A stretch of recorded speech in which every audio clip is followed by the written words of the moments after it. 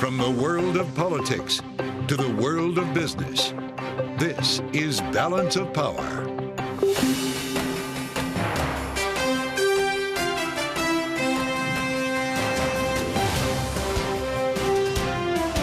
Live from Washington, D.C. And we are live in Washington, D.C.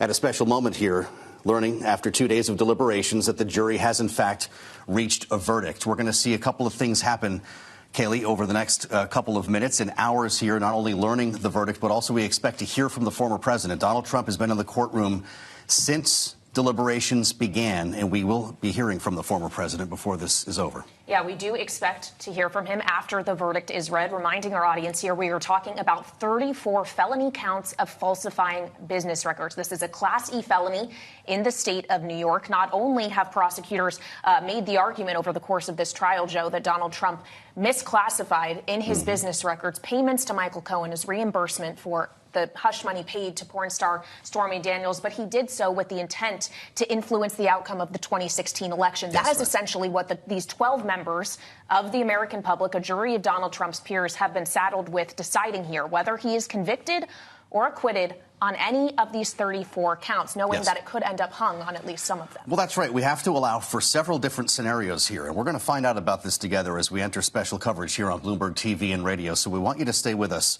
Pick your platform, radio, TV, YouTube, or the satellite. We're going to have this breaking story. 34 counts, to your point, Kailey. We have to go through each of them to get a sense of where this jury came down on this, knowing that a number of notes were sent to the judge asking to reread certain portions of the transcript with the Trump legal team in some cases challenged, but also to go through the jury instructions all over again, Kailey, and that took some time. Yeah, but of course, the latest note that was sent to the court was at approximately 4:20 p.m., them telling the judge that they did indeed have a verdict and asking for 30 additional minutes to fill out the paperwork that is essentially required. So it is literally any minute here that we are expecting to hear from the jury on the fate of Donald Trump in these 34 felony charges he has been faced with in this hush money case, a historic moment for a former president. We welcome in now our Bloomberg radio audience as we deal with this moment in history, about to find out the verdict in Donald Trump's hush money case, the first criminal trial of a former president, and of course, Joe, not just a former president, but current presumptive Republican nominee. That's right. There are political implications and legal implications that we're going to explore against the backdrop of this breaking news. I'm Joe Matthew alongside Kailey Lyons in Washington, D.C., and this is special coverage on Bloomberg TV and radio, a verdict in Donald Trump's criminal hush money case in New York. And we want to bring you straight to the courthouse to get things started right now. Bloomberg's David Gura has been outside the court since deliberations began. David, how's this going to work?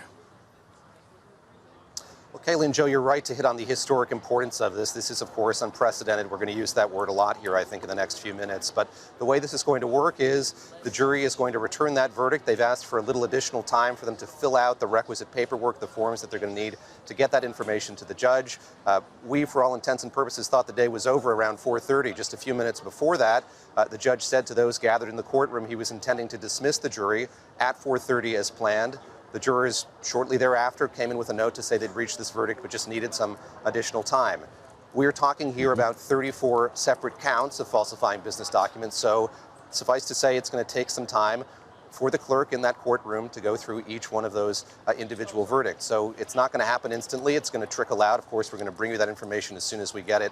But again, the crime here that has been alleged is falsifying business documents in the furtherance of another crime, that crime being election interference here in the state of New York. I should say falsifying business records, customarily a misdemeanor, often tacked on two other felonies, here independently and being elevated by the Manhattan DA as a felony. That is a tricky undertaking. A lot of legal experts have told me, but one the DA clearly thinks he has met the bar to convince a jury of. So we'll see here in the next few minutes if, in fact, that's happened after a trial that lasted, as you know, several weeks here in New York City. And David, we understand via our reporters inside the courtroom that both sides have said they are ready to bring the jury out. So it will be just a matter of moments before we do hear this verdict out loud in the room. What is happening outside as we await this verdict, David? What kind of activity are we seeing, knowing that protesters have been present throughout the duration of this trial? The atmosphere here feels a bit more frenzied than it is. I say it felt like the day was winding down before. Just a few hundred feet from where I'm standing is a small vest pocket park that's been divided in half. Supporters of the former president on one side, protesters on the other. The amount of supporters had swelled a little bit as the day went on to several dozen. You know, what's interesting is at the end of the day here, the police moved trucks and vehicles to conceal the side of the building out of which the former president exits. And that had begun to happen. And it's designed to keep us, the general public, reporters, from seeing him as he makes his way to his motorcade. So all of that had happened, in effect. Again, the wheels were moving for what we thought was the end of this day at court. Get ready for another day of jury deliberations, and that was all kind of scuttled here in these last few minutes. But there are now helicopters overhead. All of my colleagues and journalists among me are talking. So there is a sense of the import of this moment and the anticipation of that decision being announced by the clerk in that court in just a matter of minutes. Well, you're doing a great job keeping this together for us, David, and framing this for us. To that end, we do expect to hear from the former president. Once the verdict is read, will we have the traditional speech inside the lobby, or have they created some other staging for that? I expect it will be in the lobby just because I haven't seen any kind of other setup. And you mentioned just sort of the security apparatus that's been built around this courthouse. And this is me speaking from the gut here, can't imagine him coming out here to address the crowd that is gathered here, just given the amount of police presence and how this has been cordoned off. But as you say, Joe, he has come out on a daily basis, often several times a day during the trial, to address a pool of reporters inside the courthouse behind me. Obviously, that's gotten wide coverage beyond just that pool. I expect that's what we'll see here. But you're right. I do think that we will hear from the former president after we get this verdict, no matter how it lands. All right, David, we appreciate that. Stay right where you are. David Gura, stay close, reporting from the courthouse for Bloomberg TV and radio, as we add the voice now of Deanna Paul, former New York City Assistant DA. Deanna, it's great to have you back. What should our viewers and listeners know right now as we wait to interpret the verdict as it's read, realizing this can take a few different forms here as we walk through 34 counts? This is a historic moment. We're all on the edge of our seats. I think that what I'm keeping in mind, seeing what the jury notes were over the course of the last, 12 hours, 2 days, they started with the testimony. So they wanted to hear David Pecker's testimony. They started in 2015 at Trump Tower, which is where the alleged conspiracy began. And then they moved to Michael Cohen, and they wanted to align Michael Cohen's testimony with David Pecker's testimony. And the judge had instructed them yesterday that in order to convict based on accomplice liability, you have to have corroboration. So given that we've seen them move from testimony to then asking for a charge on the law, it seems like it could be a good result for the prosecution. Well, Deanna, I wonder what the timing of this indicates to you, knowing that they deliberated just for 2 days, have already reached a verdict. Does that, in your mind, make it less likely that they actually are hung on some of these counts? Would they not have attempted to do this for longer and try to find consensus among the 12 of them? Yes, so we know that they're not hung. If they were hung, even on any of the counts, what would have happened is the jury note. Deanna, I'm going to interrupt you. I'm so sorry, but we just got from our reporters inside the courthouse. This is on the first count, count 1. Donald Trump is found guilty. This is the former president of the United States, current presumptive Republican nominee, is now a convicted felon, at least on one count. Count 2, also guilty. Remember, we have 34 counts to get through here. This could take some time. Count 3 now, Joe, is also guilty. They're going to keep coming in here pretty quickly as the jury confirms to the judge they have a verdict, and this is going to start moving. 1, 2, 3, guilty. Count 4 is just coming in right now from our reporters inside the courtroom. We'll remind you that we do not have cameras and microphones where the jury is reading.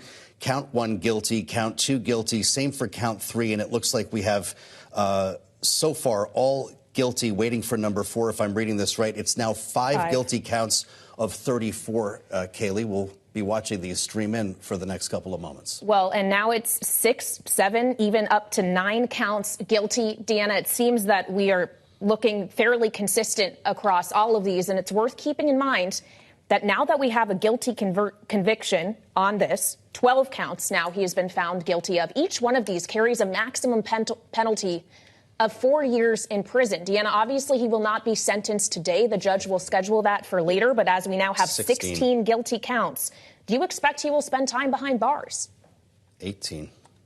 I think that Judge Merchan throughout the course of the trial has emphasized how big of a deal it would be to put the former president and potential future president in prison. And so I think he's going to be weighing all of the options. I do not think Donald Trump will be remanded today. So I don't think he'll go in today. And we'll see what Judge Merchan does down the road. It'll be interesting to see. We are now at 27 guilty counts. This is remarkable as we make our way to 34 here.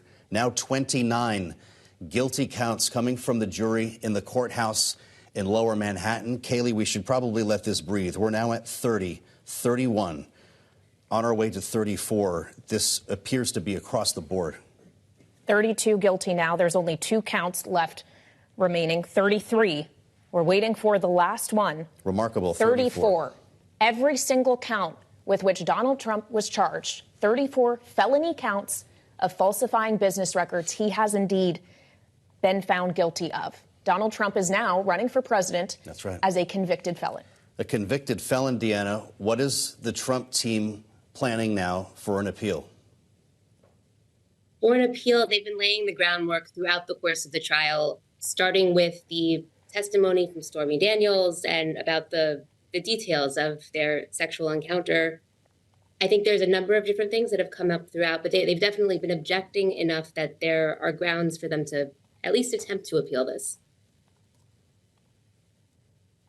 All right, Deanna, Paul, thank you so much for being with us as we deal with a breaking in real time story. Former President Donald Trump found guilty on all counts in this criminal hush money trial. Joining us now for more analysis, Bloomberg's Mario Parker and Megan Scully. Mario, obviously, you covered the Trump White House. You now lead our White House and politics coverage.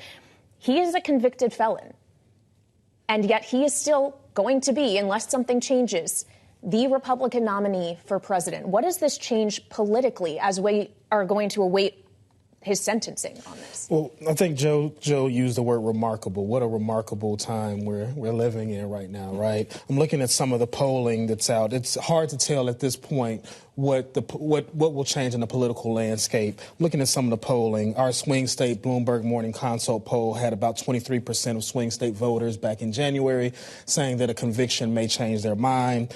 Poll out this week from PBS NewsHour, NPR, 67% of Americans say that a conviction would make no difference, right? So we're all over the place. What we do know is that the Trump camp had already kind of started working the refs yesterday, saying that even Mother Teresa would be found guilty in a case like this. Now, here's where the onus is on.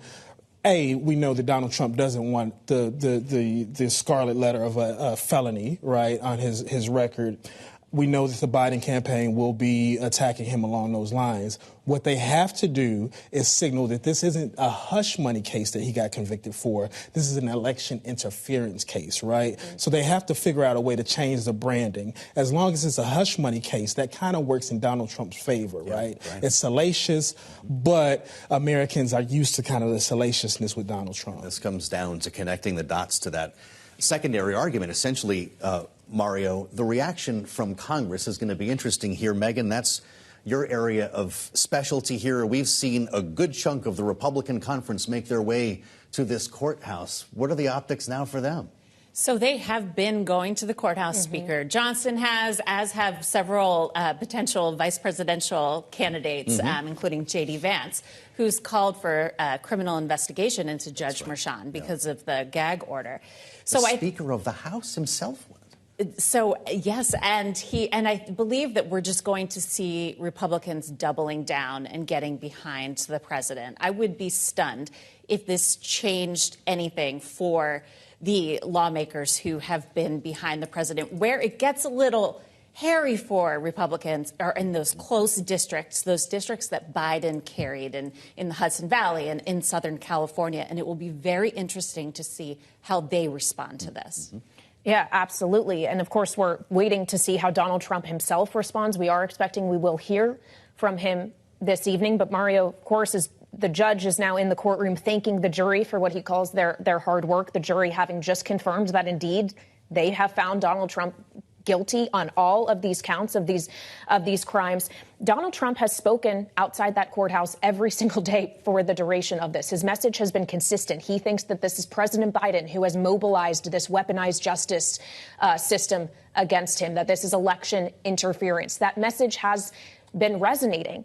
Can he not just have more fortification of that message now? They convicted him. Does that actually give him political power? And yes, to that point, that's exactly what you're going to expect to see, right? I'm looking at my phone right now because I'm expecting the fundraising appeals to come through, right? We know that Donald Trump hasn't seen a piece of negative publicity that he hasn't tried to fashion it to his benefit. I mean, he essentially ran through the Republican primaries off the strength of some of these court cases, right? One of the things I also want to note is just the steady flow of public support that he's gotten, the leaks as well, right? We've got a Miriam Adelson saying today that she's going to essentially back a super PAC for him. Stephen Schwartzman over the last couple of days. Bill Ackman earlier as well. Nikki Haley last week, right? This isn't coincidental, right? These are astute people. They know the political backdrop right now as well. And this is a signal, too, as to what their stalwart support for the former president. If you're just joining us, this is special coverage on Bloomberg TV and radio with 34 guilty counts, guilty on all counts for Donald Trump in the criminal hush money trial in New York. If you're with us on Bloomberg TV, you see a live view outside the courthouse where security is tight. Bloomberg's David Gura telling us that helicopters were in the air in advance of the verdict being read out. And we want to go to him now. With thanks to Megan Scully and Mario Parker, David Gura in Lower Manhattan. I suspect, David, things have become rather active outside the courthouse since this verdict was read. Do we hear next from Donald Trump? I think that we do. And I will say, as I heard you reading those verdicts, I was surprised by how rapidly they came out. And I think that the protesters who had gathered here in front of the courthouse in Lower Manhattan were surprised as well. As you were reading through those counts, noting that all of them were guilty, we heard cheers erupt from that group of protesters, which again had swelled in size. I'd say there are probably 50 or 60 protesters who are gathered there now. And then there has been a heightened police presence in this area for the duration of this trial. We saw movement as that verdict was being read aloud in the courtroom. It's now impossible to cross Center Street behind me. There's a line of police officers now kind of standing sentry in front of the courthouse down the length of these blocks of Center Street in front of the courthouse behind me. So the atmosphere feels, yes, a great deal tenser, and I think there's this expectation, this sense of wondering what's going to happen next and when are we going to hear from the former president. My understanding is from colleagues who were in the courtroom, he sat rather motionless as those verdicts were announced. So we wait to see sort of how that is transposed into comments from the former president here in the coming minutes. We understand that happening in the courtroom now included the defense, David, essentially asking for a judgment of the acquittal. That motion was denied by Judge Merchan, but Todd Blanche, Donald Trump's defense attorney, argued that there was no way the jury could have reached a verdict without relying on the testimony of Michael Cohen, who Blanche said was a liar, that there was no reason the court should allow a verdict for that reason. I guess that just speaks to, David, the idea that this isn't necessarily done and dusted. Yes, Trump is now a convicted felon, has been found guilty on all 34 of these counts, but his defense could still try to appeal this and continue to fight this battle. I think that's all but certain, and you hear Todd Blanche sort of laying the groundwork for that in the courtroom now in a way that you would expect him to do. And so we're now in this kind of vacuum that opens up between this conviction and when Judge Juan Merchan will sentence the former president. And having spoken to a few lawyers in advance of this decision, you know, he's a first-time felon. This is a low-grade felony. I think that it is not by any means likely that he's going to serve time in prison, but it is, of course, up to the judge's discretion. And the expectation here is in the state of New York that's going to happen in about a month from now. So again, it'll be a vacuum that opens up here now this conviction is in place, and we'll see how the president operates in that vacuum as you've been discussing here over these last few minutes. He is moving full speed ahead toward the election in early November, and this moves from the crucible of this courtroom that he's been so clearly uncomfortable in and eager to get out of onto the campaign trail ahead of the general election in November. David, thank you so much. Bloomberg's David Gura outside the courthouse as we wait to hear from the former president as part of our special coverage on Bloomberg TV and radio. Let's bring back Deanna Paul, former New York City Assistant DA, watching this along with us. We read the counts together. We learned the verdict together. Deanna, how long is it going to be before Americans hear about a sentence? I agree with what David was just saying. I would say probably about a month before Donald Trump has to come back to court and Judge Merchan will sentence him. But given the historic nature of the case and who the defendant is, I'm not sure if it'll be kind of par for the course. Well, as if they could hear us, Judge Merchan has just answered that question. Todd Blanche requested a day in mid to late July, and Judge Merchan says July 11th will be the date for the sentencing. Remarkable to consider that July 11th is just 4 days before the beginning of the Republican National Convention, where Donald Trump is expected to officially become the Republican nominee for president in 2024. So it's interesting to consider the speech that Donald Trump will be giving that week, Deanna, could be colored by the fact that he will ultimately know what punishment he is facing for these crimes that he has been found guilty of. But the appeals process, as we were just talking about with David Gura, will likely extend far beyond July, correct? Absolutely. And I imagine when Donald Trump and his attorneys speak today, that's exactly what they're going to say, is that they have every intention of filing an appeal immediately. We've got a statement from the Speaker of the House, Kailey. Can you bring that to us? Yeah, Speaker Mike Johnson just releasing the following statement. He says, quote, "Today is a shameful day in American history. Democrats cheered as they convicted the leader of the opposing party on ridiculous charges predicated on the testimony of a disbarred convicted felon. This was purely political exercise, not a legal one." The House Speaker goes on to say the weaponization of our justice system has been a hallmark of the Biden administration, and the decision today is further evidence that Democrats will stop at nothing to silence dissent and crush their political opponents. Echoing what we have heard from the former president himself. And we'll probably hear again in a couple of moments. Deanna, can you speak to this? We're going to hear about weaponizing the federal justice system. We have been for months. We'll continue to straight through sentencing or maybe the rest of this campaign. But we're talking about a state level court here. How do you square that? Before you answer that, Deanna, it looks like we do have the former president coming out now. We want everyone to hear what he has to say. Let's listen live to Donald Trump on Bloomberg. Rigged trial by a conflicted judge who was corrupt. It's a rigged trial, a disgrace.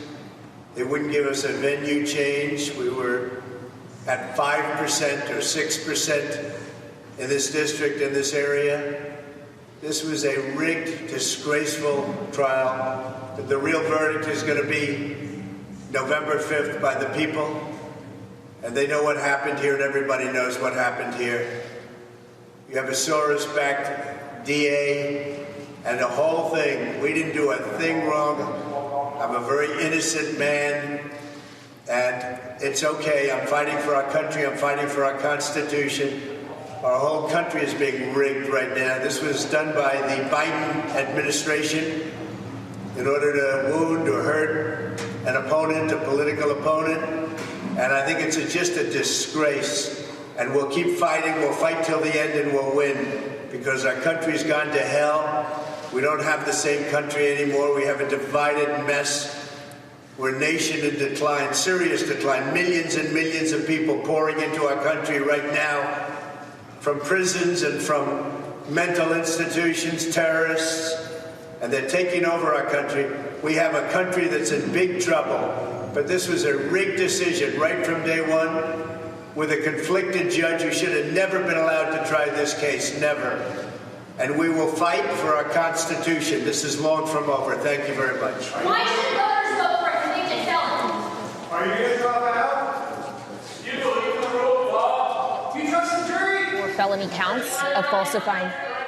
That was former President Donald Trump speaking outside the courthouse after just being found guilty on all 34 felony counts of falsifying business records. They're maintaining he is innocent, essentially vowing that he will be appealing this, also repeating false claims he has made consistently over the course of this trial, that the judge is corrupt, that this is rigged, that the Biden administration is to blame. Those are words he has consistently uses, even if they are not, in fact, accurate. We want to turn back now to Bloomberg's Megan Scully and Mario Parker for more analysis. So, Megan, it was interesting to hear Donald Trump say those words when we just read from a statement, many similar words and phrasing from the House Speaker, Mike Johnson, which goes to show it is not just Donald Trump that is singing this tune, but other powerful Republicans in Washington. Absolutely. We just got a statement in from the Judiciary Chairman calling this a travesty of justice, and they're just pouring in one after another, really taking on Judge Marchand, calling this a rigged trial, using language that we've grown accustomed to Donald Trump using,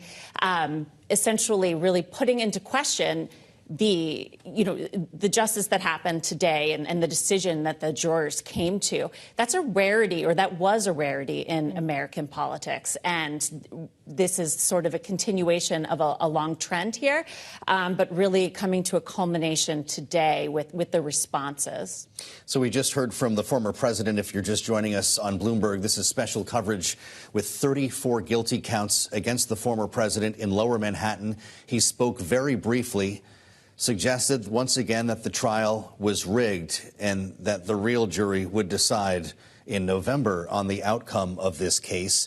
Our reporters inside the room bring some color, remembering there are no cameras or microphones inside the courthouse on Center Street. Donald Trump bumping fists with his son Erik, looking grim on his way out of the court before we heard him speak. Our reporters tell us when they were looking right at him, he showed no emotion and did not show any reaction when the verdict was announced. He stared straight ahead. Mario Parker is back with us as well. Mario, your take on this idea of the trial being rigged. The election in 2020 was rigged. Jack Smith's case rigged. The documents case in Florida, all rigged. Yeah, there's a trend there, right, Joe, that you point out. Anytime that things don't go Donald Trump's way, this is the card that he usually plays, right? But to Megan's point, what you're saying is that the party has essentially adopted that tone and that posture as well, and they're rallying to his defense. Now, again, we would expect, based off of polling, that Republicans will by and large stand with him. By and large, maybe about 25% may waver. The problem here for Donald Trump is going to be that Joe Biden is going to be labeling him presumptive Republican presidential nominee, felon, and convicted felon Donald Trump. And that'll be messaged to swing voters over the next 5 months, and including the timeline that you all laid out from the convention, the debates in June 27th as well, just a couple of weeks before the sentencing. Well, it's worth pointing out as well, it's not just what voters ultimately decide to do, but what donors decide to do between now and when people actually go to the polls in November, because there are millions of dollars to be raised and spent in a presidential campaign, Mario, especially considering we got the verdict on the same day that we had reporting that Bill Akerman may be getting close to backing Trump. He has received in recent weeks the backing of more billionaires who weren't previously in line with him. How should we consider the money here and whether or not it perhaps is even going to get thrown at him more so as a result of this conviction? Well, that's what they're banking on, right? That's what the Trump camp is banking on. They're banking on the fact that, again, we've kind of outlined just the through lines between the rhetoric that some of his advocates and surrogates have used, the rig, for example. So some of this was baked in, right? The expectation that he very well could have been convicted of this. And yet, to your point, Kailey, I mean, you've had donors who are quite aware that today or the verdict could have come in at any time, publicly saying that they're going to back him with money as well. So that kind of shows that, I mean, some of this is baked in, and the Trump campaign is going to continue to kind of message that. The congressional reaction, I suspect, could be pretty loud beyond the statements that are going to be hitting our email boxes for the next 24 hours. Megan, you mentioned J.D. Vance, a potential investigation into what's motivating Juan Marchand, but how about beyond that? Are we going to be in for another 6 months of oversight committee hearings? Does the Judiciary Committee get involved here? Jim Jordan has to get a piece of this, right? Sure. Well, it's going to be interesting to see what happens because, if you recall, the impeachment push for President Biden has essentially stalled in the House. So do they try to revive that? Do they go back and look at impeaching another cabinet official like they did with Alejandro Mayorkas, the Homeland Security Secretary? And what do they do on the Hill? We are now at a point on the Hill where they have switched into campaign mode. So we have tons of legislation coming to the floor that are messaging votes, things that are never going to become law, but that are good for their candidates to vote on. And I think that there will certainly be some messaging legislation targeted at supporting Donald Trump. It also raises the question what congressional Democrats may do, considering this is one criminal case that Donald Trump was dealing with. 3 others are stalled. This one has now come to a conclusion, at least for now. The appellate process is something different. And others are stalled in part because we are awaiting a decision from the Supreme Court on the case here in Washington about whether or not Trump has presidential immunity. And a lot of congressional Democrats have been making a lot of noise about the idea that Clarence Thomas and Alito should be recusing themselves from the cases involving Donald Trump and January 6th. Does that only intensify now, knowing that the Chief Justice, John Roberts, today said he won't be meeting with congressional Democrats over this recusal issue? I think it does. And we're seeing that come from people like Democrat Jamie Raskin of Maryland, who is a constitutional scholar and oversaw one of the impeachments of Donald Trump, talking about ways that they can get Alito and get Clarence Thomas to recuse themselves from these January 6th related Trump-related decisions.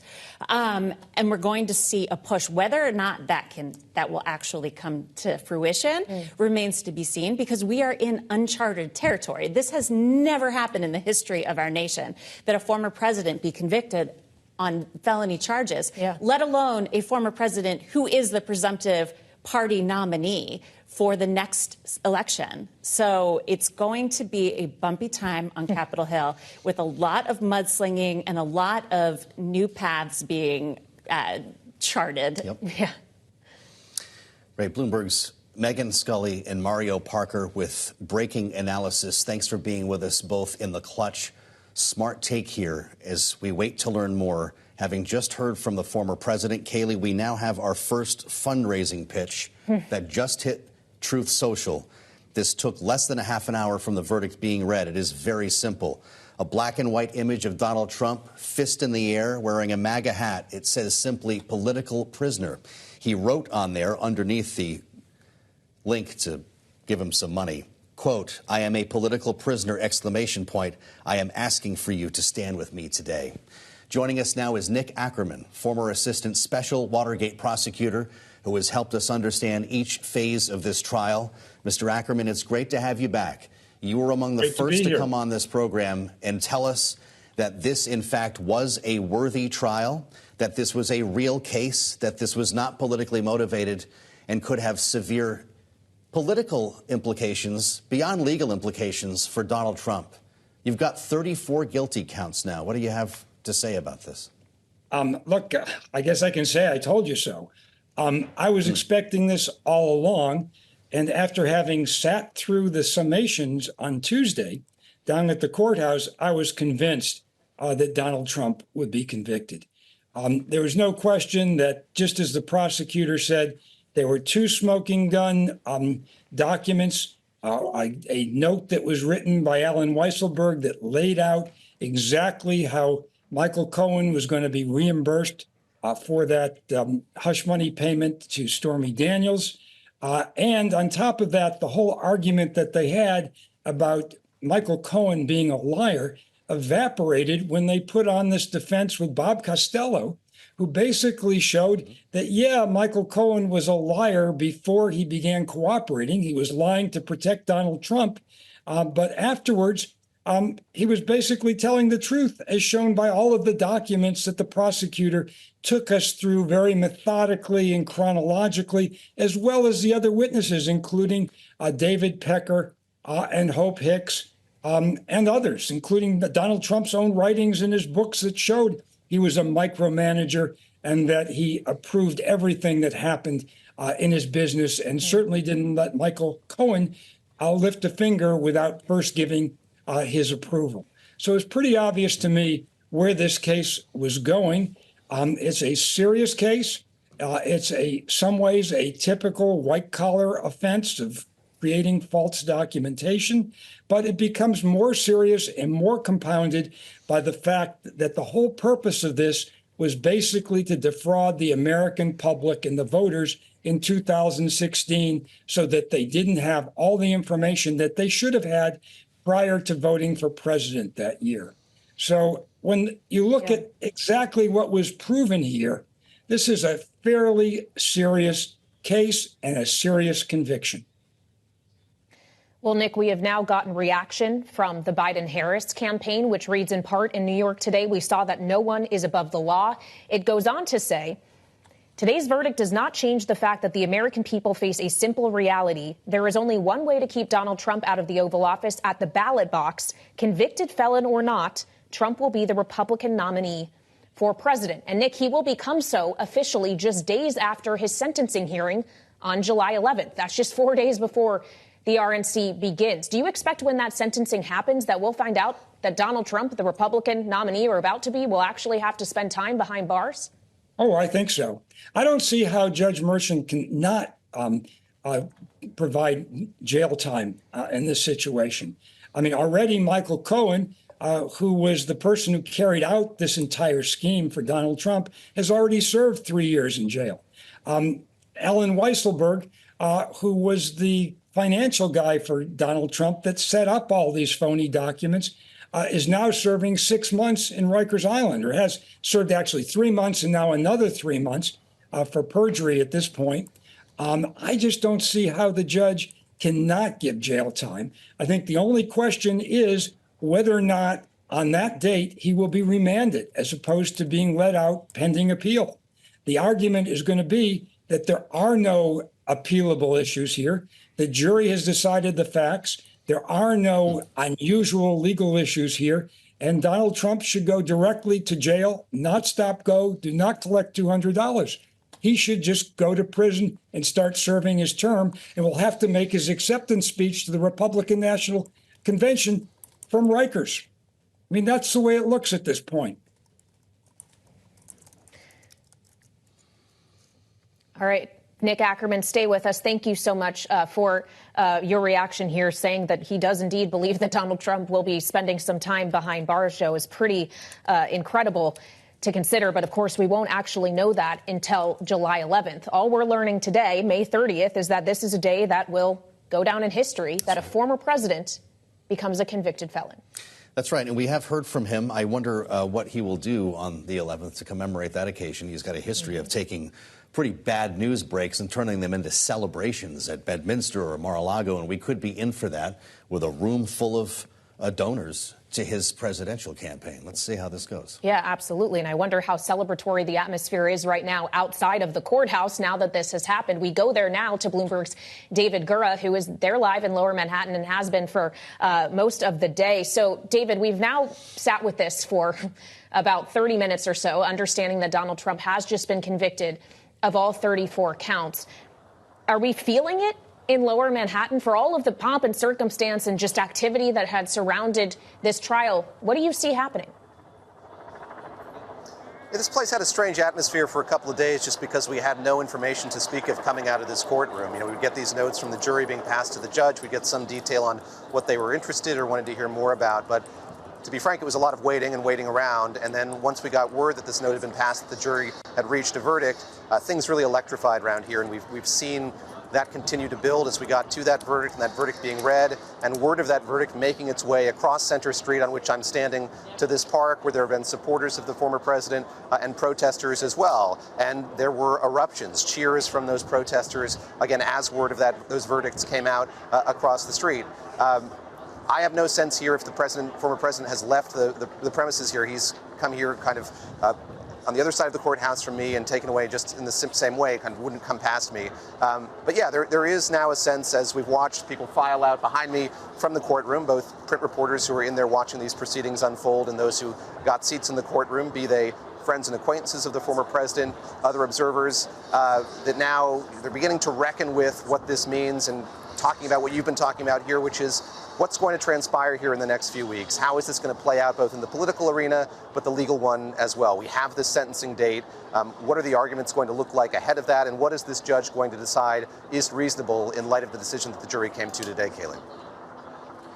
What can you tell us, David, about the jury? Are they done now? Are they walking home as we speak? There have been a lot of questions about security surrounding these 12 individuals, with a number of folks, many of them journalists, trying to find their identities, trying to out them. And this has become a cause by many Trump supporters on social media. Did the court provide any extra level of security, or are they being ushered out a back door so you cannot see them?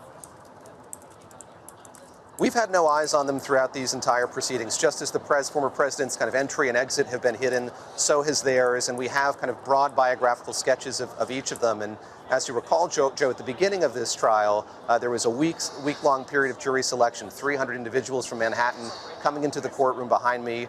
About half of those kind of excusing themselves or being excused during the process as it unfolded. But we did have a very lengthy questioning process, a questionnaire, I think, of about 42 questions that each of those that remained had to answer. So, yes, they are free to go about their lives now.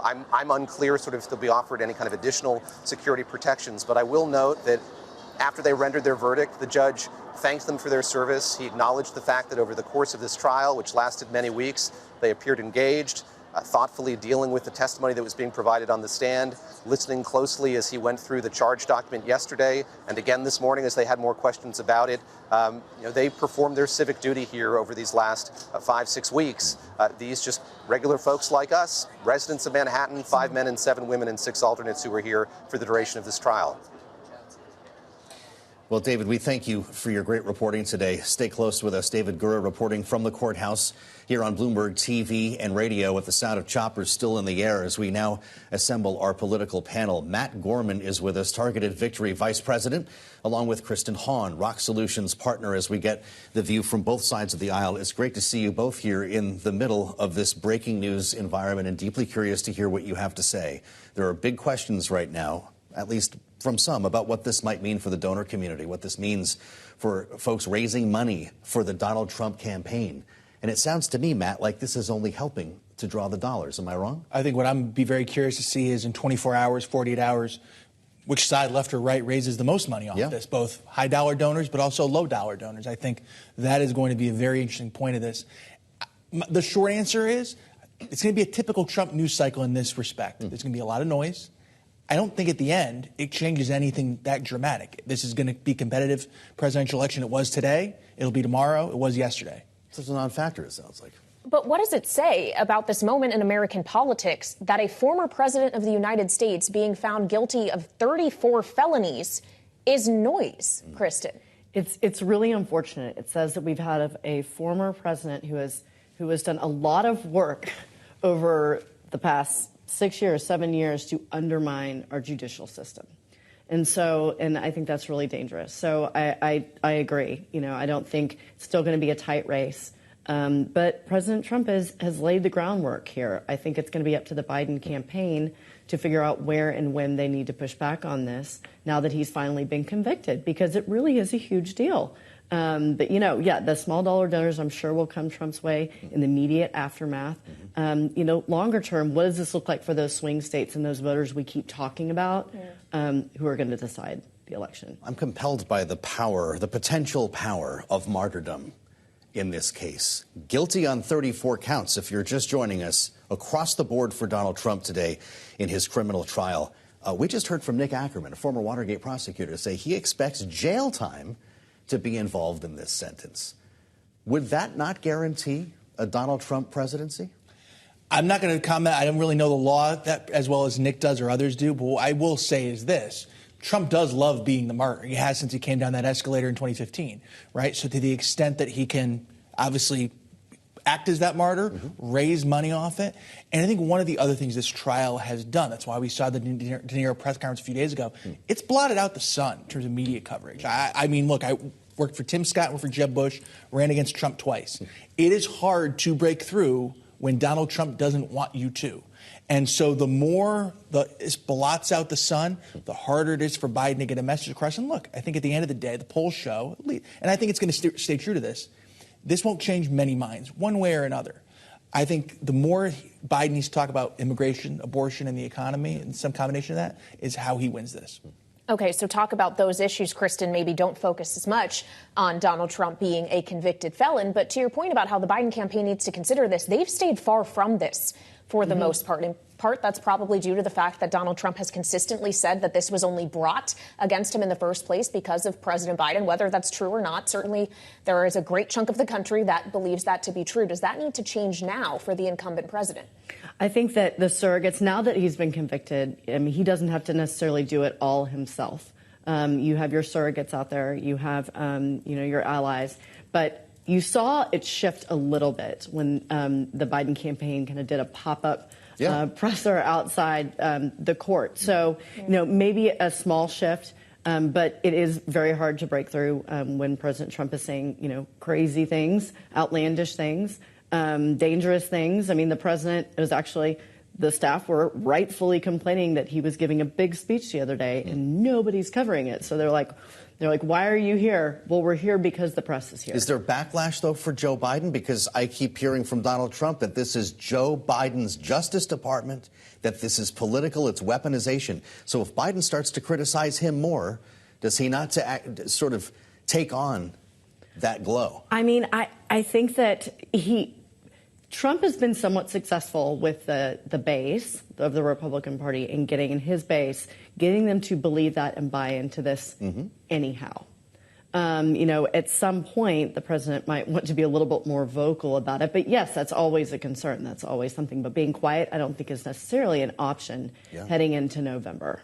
Well, we already got the statement out from the campaign, at least the initial reaction. We'll all be staying tuned to see if we hear more from the president himself in the coming days. What we do know we will hear from this evening, after earlier hearing from Donald Trump himself emerging from the courthouse, is that Alvin Bragg, the district attorney who brought these charges in the first place, will be holding a news conference at 6:30 p.m. We will bring that to you live here on Bloomberg TV and radio when it begins. But Alvin Bragg, Matt, faced a lot of flack when he first brought these charges for maybe rushing to do it, for bringing the weakest case, as it was described first. And it's worth pointing out that this is the case that went, not the election subversion cases in Washington and Georgia, not the documents case in Florida. Would we be thinking differently about the political ramifications of a guilty on all counts verdict if it were any of the cases other than this one?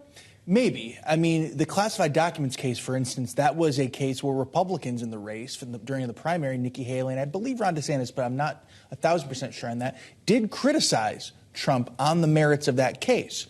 Now, it's hard when you're facing four of these as an opponent to say, well, that one, but not this one and that one. So, it's easier just to kind of lump them all.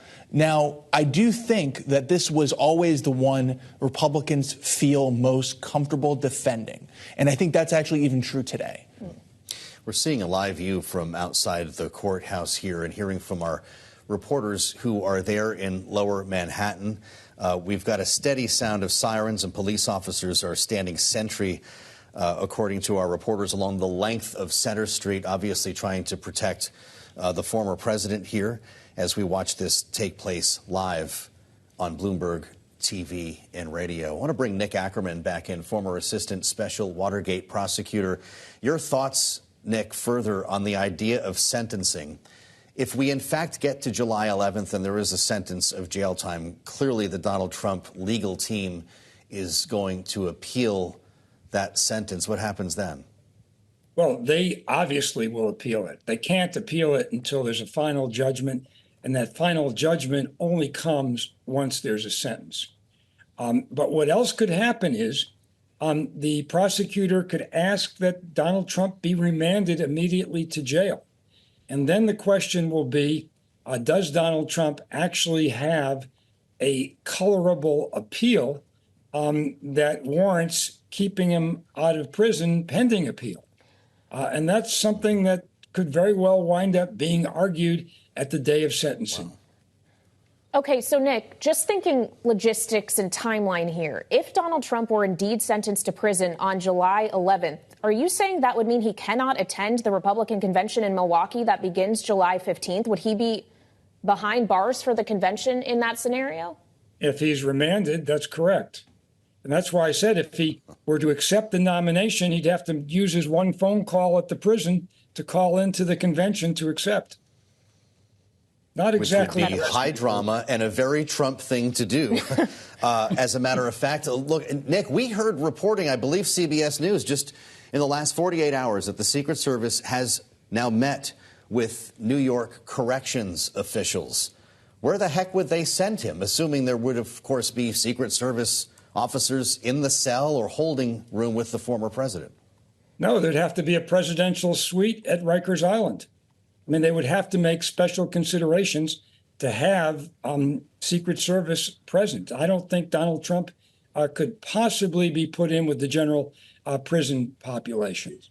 So they would have to make a special presidential suite at Rikers Island just for Donald Trump. It's just an incredible situation to consider, the fact that we are now dealing with a convicted felon who is a former president and presumptive Republican presidential nominee, and all of the different complications that entails. Nick, as we sit here with the fact that he has been found guilty across the board of these crimes, knowing that he had until recently kind of a reputation for a revolving door of defense attorneys, heading into the appeal, would you expect that that same defense team that essentially lost this case for him will be representing him? If you were Trump, would you seek new representation for appeal? Well, I think knowing Trump, he probably will. Certainly, at least one of those lawyers on that team was a very experienced criminal defense lawyer, Susan Necklace. The other two, this was their first rodeo in terms of being a defense lawyer. I believe that Mr. Beauvais admitted to the judge that this was the first time he had ever cross-examined a witness on a criminal defense case. And I think that, both of them were in that position. So I wouldn't be surprised. Look, I think the bad decisions that were made in this case were made by Donald Trump. For example, calling Bob Costello to the stand, which I think was an absolute disaster, had to have been made by Donald Trump. I just don't believe that these three lawyers got together and thought it was a good idea to call Bob Costello in light of the emails that the prosecutor was able to cross-examine him with. I mean, I thought that was just devastating and a huge mistake. And it didn't have to be made. All of the work they had done trying to paint Michael Cohen as a liar, trying to make some headway, just evaporated the minute they put Costello on the stand. He came across as being very arrogant. And then on top of it, the cross-examination that was done by the prosecutors was so powerful because of all the prior statements that Costello had made in various emails that showed that he was acting as a back channel to Donald Trump through Rudy Giuliani, and that they were trying to keep Michael Cohen in the fold, trying to keep him from cooperating with the government. That was a pretty powerful situation. Did Donald Trump's legal team fail him then? Or is the former president right? The case was strong enough that Mother Teresa could not have beat these charges. Well, clearly Mother Teresa never did anything like this. I don't think anybody ever suggested that. But the case against him was pretty strong, and Donald Trump made it stronger by calling a witness that really kind of torpedoed everything he was trying to prove in the course of his case. So I don't think Mother Teresa would have called Bob Costello. I don't think Mother Teresa would have claimed to the extent that they did that Michael Cohen was a liar at every turn, because it really was an overplay. It was an overstatement that I think the jury saw through pretty easily. And after listening to that tape recording, it had to be obvious. But you're right. The evidence here was overwhelming. This was not just a case based on Michael Cohen. It was based on David Pecker, who was also an accomplice witness here. It was also based on what Hope Hicks said. It was based on all of that documentation, which, if you just go through it, almost gives you the case in and of itself without listening to one witness. I mean, the documents are extremely powerful in this case. Mm-hmm. All right, Nick Akerman, former assistant special Watergate prosecutor, thank you for sticking with us throughout this developing news and, frankly, throughout the course of this trial. You called it from the beginning that you thought this was a serious one. And, of course, reminding our Bloomberg television and radio audiences, Donald Trump has been convicted of 34 felony counts of falsifying business records. Let's get back now to our political panel, who is still with us here on set. Matt Gorman, Targeted Victory Vice President, and Kristen Hawn, Rock Solutions partner. So, Matt, we've talked at length here about what this means for the Trump campaign, what it means for the Biden campaign, but they are not the only two who voters are going to have to be deciding on in November. There's a long list of down-ballot races that have to be considered, including a number of very vulnerable Republicans who are in districts that Joe Biden won in 2020. Even if this helps Donald Trump, if it fortifies him, lifts him up with the base, does it do the same for other Republicans, or does this put them at greater risk? I think what we've learned, because that's a very interesting question, what I would go back to what the Access Hollywood tape kind of showed us in 2016. I tend to think right now it's probably the most comparable moment we have of like a campaign type thing where everybody needs to figure out what the strategy is. The folks that tended to stay with Trump kept their base. Now, whether they get that last 5% or so, that's something that they have to run a campaign for. But I think what's very important at this point is you have to make sure that you don't bleed that conservative support. I think that's what I would give, at least right now. Is there going to be a quiet Democratic message to consider checks and balances if Donald Trump continues to lead Joe Biden? Keep the Senate in Democrat hands, flip the House, because Donald Trump's going to be parked at the under end of Pennsylvania Avenue.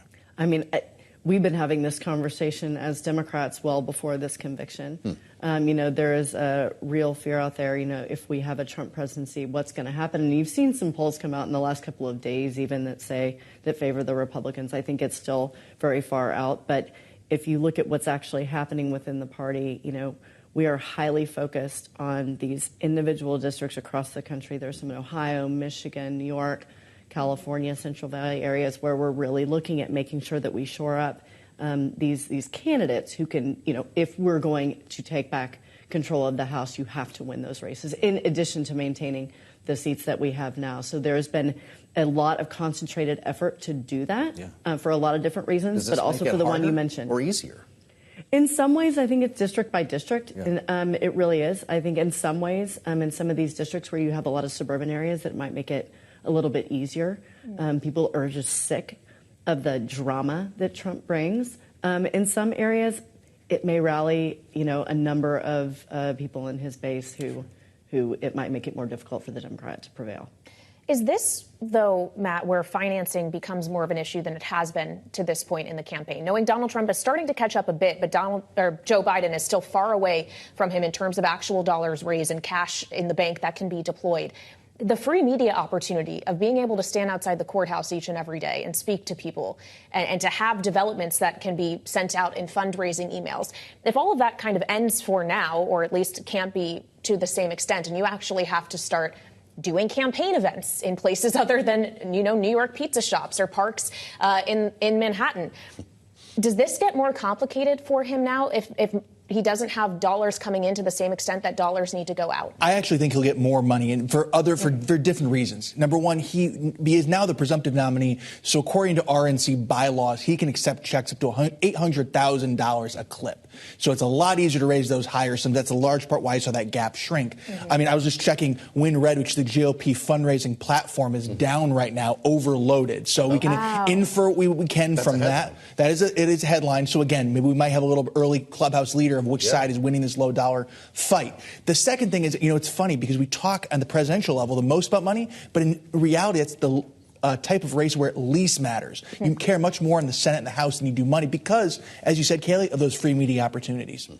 Fascinating when you think about this idea of planning a convention, not knowing if the nominee is going to be able to attend. We just heard from Nick Akerman, and Kailey kind of exposed this idea that if he is in fact held ahead of sentencing, ahead of his delivery to jail, between sentencing and whenever that might begin, he can't get to Milwaukee. So what do you do if you're the Republican National Committee? Do you embrace this political prisoner convention? You have him join from a jailhouse phone?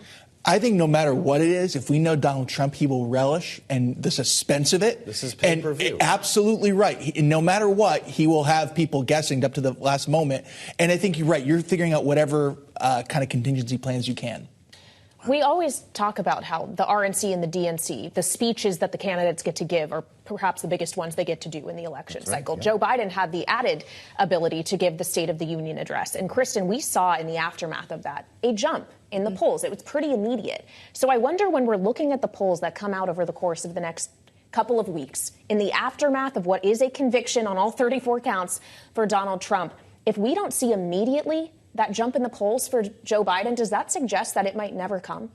It may be a slower burn, but I think different people expect things out of different candidates. I mean, people wanted to see the president get up and give the State of the Union and look like a powerful president. They wanted him to show that he was able to do the job for the next 4 years, and he performed, and he did that.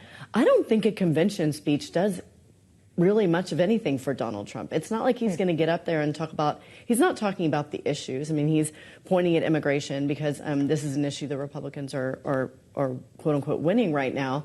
But I think that, he could give the speech from home, with a television crew or, his own crew in there, and it would be just as fine. I think sometimes the conventions are a little bit overblown for the people at home who are looking to see, what their candidates are putting out there. If you're with us on Bloomberg TV or on YouTube, we're showing you images of the FDR there and the Trump motorcade making its way away from the courthouse, the jury presumably doing the same here. We've been asking questions about whether they've received additional security, and there is no indication that they have. Matt, Donald Trump is going to hold, I'm sure, a big rally after this. This is going to become also part of the Veep stakes. So now we have a competition to see who can out-Trump Trump when it comes to this case. How does he go about choosing his running mate, particularly if he's not at the convention? What I would also say is watch July 4th as a date. It is a week before the sentencing. He likes having events on July 4th. He had it in 2020. Does he do some sort of big rally then? I don't know. It's pure speculation, but that's what I would recommend if I was talking to his folks. But you're right. I think what we've seen is the same all along. He prizes someone who can go out there and defend him, who can be loyal. So if I was advising a Veep stakes candidate, which I'm sure they already are right now, you go to a television set and you defend him. And I think they are. We've seen that over TV. Sunday shows, and we've seen that consistently over the last couple of months. I think that will continue. So does this actually, though, change the calculation of who could be the best bulldog, the most ferocious on this issue? And if so, who is that? Do you not go for the kind of nicer businessman in North Dakota, Governor Doug Burgum? Do you go for someone instead, like Congressman Byron Donalds? I think you want to do someone where it's a little bit of a bigger package, right? What is your actual campaign really about? If you want to go and you believe African-American men, which I think are going to be very important, do you go for a Tim Scott or a Ben Carson? If the upper Midwest is going to be very important, is that a J.D. Vance? So there are other calculations. I think it's important with something like this. You're stuck with this person for 4 years, whether you like it or not. So it's important to make a calculation that's a little bit longer. You just made it sound like a traditional campaign for just a brief second. Every once in a while. Every once in a while. Does Joe Biden care who the vice president nominee is? I'm sure we do. I mean, I think Joe Biden cares. It's the whole ticket, right? If there's somebody that he picks who the president thinks will add something or maybe make Donald Trump seem a little less unhinged, that's something to consider. So he's worried about a mild-mannered. And he's old, so this is the second in line to the presidency. Yeah. So you said Doug Burgum, Kailey. That's maybe who we're referring to here, right? Well, and of course, we'll see whoever it ultimately is, in contrast with Vice President Kamala Harris, presumably, in the debate that will happen. In addition to the presidential debates that are on the calendar, the first, Kristen, is less than a month away. It's June 27th. We'll be 4 weeks out to the day of Donald Trump becoming a convicted felon. How could this change the tenor of that debate between Trump and Biden? I mean, I think that's a decision that the Biden campaign has to figure out. I'm sure you will see. You've seen the president make comments, kind of sly comments, I hear that he's free on Wednesdays. I think you'll probably see a little bit more of that. Is it going to change, the things that the president needs to talk about? Not necessarily. I mean, he needs to talk about, and he has been talking about, women's health care, access to abortion, those things that Democrats are winning on. I think he'll use that as an opportunity to highlight those. Great conversation with Kristen Hawn from Rock Solutions and Matt Gorman, Targeted Victory Vice President, with instant analysis here on a very important day for us with special coverage now on Bloomberg TV and radio. We welcome our global television and radio audiences for another hour of special coverage live from Washington. I'm Joe Matthew alongside Kailey Lyons. And if you're just joining us, it's been quite the afternoon here. Kailey, all 34 counts in Donald Trump's criminal hush money trial in New York, guilty, according to the jury less than 1 hour ago. The former president and presumptive Republican nominee is now a convicted felon, and he has made his feelings about this case known from the very beginning and did so again after the verdict came down outside the courthouse earlier today. This was a disgrace. This was a rigged trial by a conflicted judge who was corrupt. It's a rigged trial, a disgrace. They wouldn't give us a venue change. We were at 5% or 6% in this district, in this area. This was a rigged, disgraceful trial. But the real verdict is going to be November 5th by the people. Yet sentencing will take place before then. It is set for July 11th. Let's go now to the courthouse in Bloomberg's David Gura in Lower Manhattan. David's been there since the beginning of deliberations, which lasted the better part of 2 days here. David, bring us back to the beginning. These counts, all 34, read guilty in remarkably quick fashion. This was clearly a jury ready to go.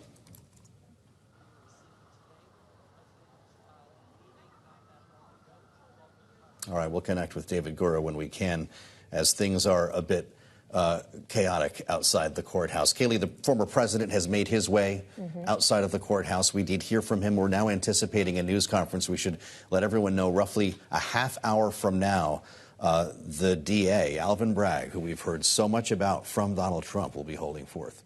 Yeah, he has said time and again that he views this as a Soros-funded DA. He has attacked not only him, but Judge Juan Merchan, who, of course, oversaw this case. He has attacked President Biden, which he claims is responsible for not just this case, but the many others who have been brought against him. So it'll be interesting to hear from the district attorney himself, who has been relatively quiet in public about this case in the face of attacks from Donald Trump and his many surrogates who have graced the courthouse with their presence over the course of this trial. Yeah. What he has to say now that he and the prosecution were victorious in their case, with Donald Trump found guilty on all counts. We're going to get back to Bloomberg's David Gura, who is outside the courthouse in Lower Manhattan. David, this took place less than an hour ago, just about 1 hour, as the jury held forth with remarkable speed, running through all 34 counts. They were clearly together on these guilty verdicts. Yeah, I think that I heard you reading those verdicts aloud, Joe, and I was surprised at the speed with which they were coming out as our colleagues were noting them who were inside the courtroom. But it happened quickly. Word of that made its way across the street to the park where protesters and supporters of the former president had gathered, and we heard cheers from one side and jeers from another as that word began to spread. But yes, this has happened very quickly. Everyone here kind of processing what's happened, the fraught history of this moment, and we're trying to ascertain if the former president is still in the building behind me. If in fact he's left, he wouldn't drive past me here, but would go the other way. But yeah, now we begin to look ahead to that date of July the 11th when Judge Juan Merchan said the former president will be sentenced extremely close to the Republican National Convention just a few days later. And the former president, his remarks that he made in the lobby after that verdict, really looking ahead to November. So we're seeing this move from the legal arena over to the political arena more acutely now, Joe, and something I think we'll be tracking very closely here in the weeks ahead. All right, Bloomberg's David Gura outside the courthouse. Thank you, and thank you for sticking with us. We want to go now to someone who was inside the courtroom as all of this was going down and bring in Bloomberg's Erik Larson, who is a legal reporter for us. So, Erik, it's been quite a day. It's been quite many weeks for you. Can you just describe to us what the atmosphere was like inside that courthouse in Lower Manhattan when this verdict came down and we got 34 guilty counts in rapid succession?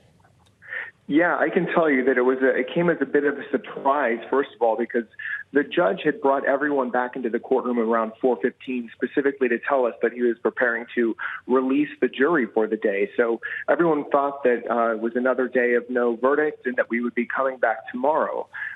So he stepped away and then came back a few minutes later and said, well, actually, the jury says that they have a verdict. So it was a big surprise. Everyone was sitting there waiting for about 30 minutes for the jury to fill out the questionnaire. They came out, and as soon as that first guilty verdict was read out, it kind of felt a little inevitable that all 34 were going to be the same, all 34 charges, because they were just so closely connected to this same alleged conspiracy. So the judge had warned everyone not to react in any way as the verdict was read out. And he was very serious about that. So there really wasn't much reaction, just the sound of reporters typing away on their laptops. And that was it. The judge thanked the jury. They were dismissed. And then shortly thereafter, Trump walked out with his entourage. He looked very stern look on his face, and that was sort of it. Well, this is the first-person account we're hearing, Erik, and we do appreciate this. You and your team have done remarkable work over the 6 to 7 weeks of this trial, helping us understand what's happening in the room without cameras and microphones. I understand he fist-bumped his son, Erik. He took no questions after the brief remarks that he made. We're now watching him, by the way, if you're with us on Bloomberg TV, fight through traffic to get out of there just like the rest of us, to get out of Lower Manhattan. Who else was with him, aside from his son, Erik? He also had with him one of his closest lawyers, who is not one of his lawyers on this case, but his civil lawyer, Alina Habba. She's been with him for most of the trial. He has had a lot of supporters, high-profile supporters with him during the end of the trial itself, but he didn't have as much of an entourage with him today for this verdict. For example, Don Jr. Has been here recently, but he wasn't here today. So, he just walked out with that smaller group, gave the remarks outside outside court, and went to Truth Social. Yeah, we've seen him quite active on Truth Social these days, when he has been essentially just waiting with the rest of us for this verdict to come down. And already, as Joe pointed out earlier in the program, he has posted fundraising efforts on Truth Social, calling himself a political prisoner. But Erik, he is not actually a prisoner yet. He hasn't been sentenced to any jail time. Based on the people that you speak with, do you think that it's likely he will do some period of time behind bars?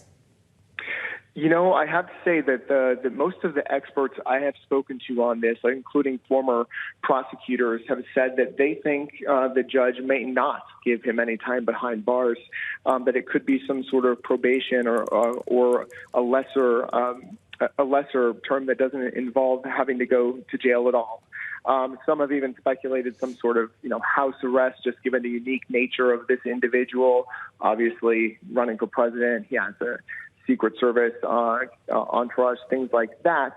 But there are others who say, look, this judge has made it clear he's trying to treat Trump like any other defendant. You'll recall that during the trial, when Trump repeatedly violated the gag order in the case, the judge threatened to put him behind bars and said it didn't matter if he had Secret Service. It didn't matter if he was running for the White House again, that he would do it if Trump did it again.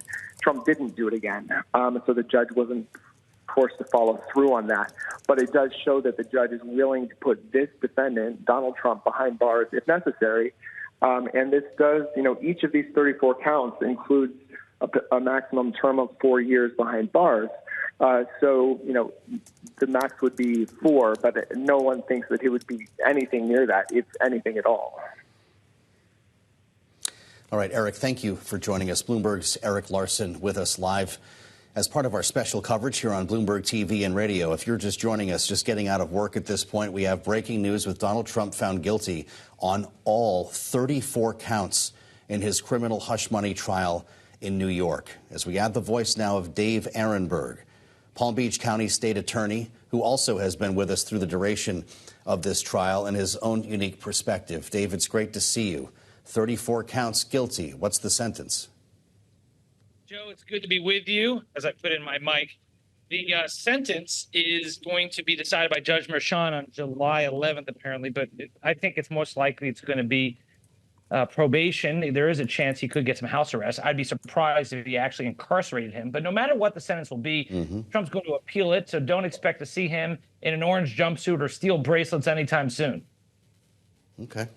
All right. Well, fair enough. And of course, we aren't going to know the sentence at all until July 11th, Dave. But it's worth pointing out this is the only potential sentencing we'll see Donald Trump have to experience before the election. There is no trial date set for the case here in Washington, down in Georgia, or in your home state of Florida, where Judge Aileen Cannon has essentially allowed things to be delayed significantly, so much so that the trial has been postponed indefinitely. Now that we have a conclusion of one case, would that speed up the procedure of the other cases that are still outstanding, Dave? Does it change anything in Florida or elsewhere? Yeah, it won't impact the other cases. This is a state case in New York. It won't impact the federal cases. And the only other case that could possibly go before the election would be the D.C. election interference case. We'll wait to see what the Supreme Court says about that. They're going to come out with their ruling pretty soon, but it'll be at the last day, I suspect, of their term. So at some point, they're going to give either the green light to Judge Shutkin, who wants this case to go before the election, or put the kibosh on it altogether. This is a monumentous day, though, because this is the first time a former president has ever been convicted of a crime. This is a felony. And so from now on, until his conviction is overturned on appeal, which there's no guarantee it will be, Donald Trump will be a convicted felon. And we'll see how the voters react to that in a close election. But yeah, from now on, saying that Donald Trump is a convicted felon would not be inaccurate. What form is this appeal going to take, Dave? Donald Trump's legal team has been heavily criticized for some of the decisions that were made in this trial. What do they have left? They're going to appeal a few of Judge Merchan's decisions, allowing Stormy Daniels to go into such details where it could possibly inflame the jury. That's one area.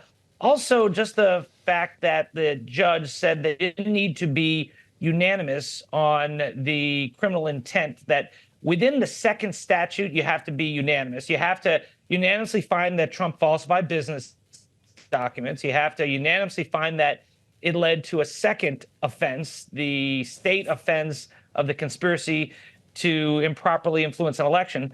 But there's an element within there, a couple words in there about criminality. And there, the judge allowed the jury to have a little bit of wiggle room. And that's where the defense could appeal. So this is not over yet, but it is an important day in our country's history, regardless of what happens on appeal. That won't be over. The case won't be overturned until much later. Yeah, Dave, it's a good reminder to stop and reflect on this moment. A former president of the United States is now a convicted felon. And not only is he the former president, he very well could end up president again, because being a convicted felon does not bar him from seeking the presidency, even if it could mean that he can't cast a vote for himself come the election on November 5th. It's quite remarkable to consider the history here. And as we're looking at the headlines that are coming out, what will tell the story in history of what happened today, all of them, for the most part, are talking about a hush money case. Should it be reflected in the history books as such, or as prosecutors argued, is this actually a case about influencing an American election? It is a case about election interference. Hush money is not illegal. What makes it illegal is when it is used to violate campaign finance laws. And that's another area where Trump's lawyers will appeal. Can you, as a state prosecutor, lean on a federal campaign finance law to elevate a state misdemeanor into a felony? Well, I think probably so, but it'll be up to the New York Court of Appeals to make that final decision. That's why I am not totally sold that this case will remain on appeal, but the verdict is what it is now. And I think the jury did what they were told to do, follow the evidence and the law. And the prosecution put on a really strong case that this was a crime and not just a misdemeanor, but a felony. The defense really, I think, shot themselves in the foot when they came up and they insisted that Trump never had an affair with Stormy Daniels. I mean, why'd you have to go there? You didn't have to say that. That cost them credibility in the eyes of the jury, clearly. Also, they made some other mistakes in the case where they overrepresented their case, where they said it wasn't a reimbursement to Michael Cohen for the hush money, when of course it was a reimbursement. Trump admitted that. So I thought that Trump's lawyers actually did their own client some damage in this case. Mm-hmm. Dave, thank you for joining us here in the heat of the moment. Dave Aronberg, state attorney for Palm Beach County, as always, for the analysis. Of course, lawmakers very quick to respond here. We've mentioned a few of them already in Washington, weighing in on the verdict. And Bloomberg's Tyler Kendall has more on that part of the story for us. Tyler? Yeah. Hey, Joe. Lawmaker reaction, like you've been covering, is pouring in the wake of this decision, from members to Congress to former Republican challengers for the GOP nomination. Let's take a look at House Speaker Mike Johnson, who issued a statement earlier. He called today a, quote, shameful day in American history, and accused the justice system of being weaponized by the Biden administration, an allegation President Biden denies. Now, as you know, House Speaker Mike Johnson was one of several Republicans who traveled to New York to support former President Trump in person in the courtroom. He was also joined by some potential running mates, such as North Dakota Governor Doug Burgum and Florida Congressman Byron Donalds, who in a tweet moments ago urged Americans to remember this all when they go to the polls in November.